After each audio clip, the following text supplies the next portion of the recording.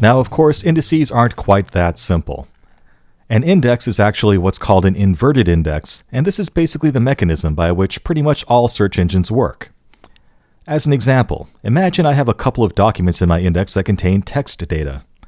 Let's say I have one document that contains "Space the Final Frontier. These are the voyages." And maybe I have another document that says, "He's bad, he's number one, he's a space cowboy with a laser gun."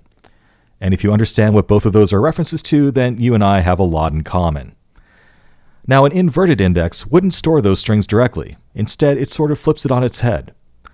A search engine, such as Elasticsearch, actually splits each document up into its individual search terms. And in this example, we'll just split it up for each word, and we'll convert them to lowercase just to normalize things.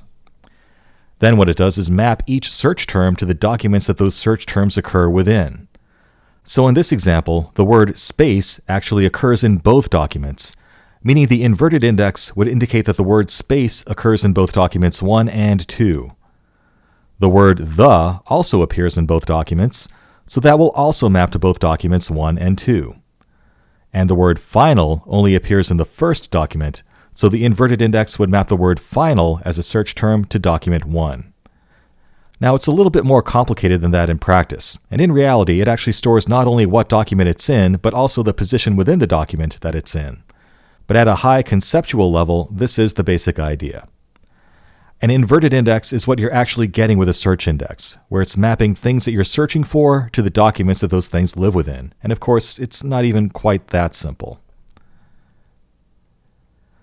So how do I actually deal with the concept of relevance? Let's take, for example, the word the. How do I deal with that? The word the is going to be a very common word in every single document. So how do I make sure that only documents where the is a special word are the ones that I get back if I actually search for the word the? Well, that's where TFIDF comes in. That stands for term frequency times inverse document frequency. It's a very fancy sounding term, but it's actually a very simple concept. So let's break it down. Term frequency is just how often a given search term appears within a given document. So if the word space occurs very frequently in a given document, it would have a high term frequency. The same applies if the word the appears frequently to the document, it would also have a high term frequency. Now, document frequency is just how often a term appears in all of the documents in your entire index. So here's where things get interesting. So the word space probably doesn't occur very often across the entire index, so it would have a low document frequency. However, the word the does appear in all documents pretty frequently, so it would have a very high document frequency. So if we divide term frequency by document frequency, that's the same as multiplying by the inverse document frequency. Mathematically, we get a measure of relevance, so we see how special this term is to the document. It measures not only how often does this term occur within the document, but how does that compare to how often this term occurs in documents across the entire index. So with that example, the word space in an article about space would rank very highly.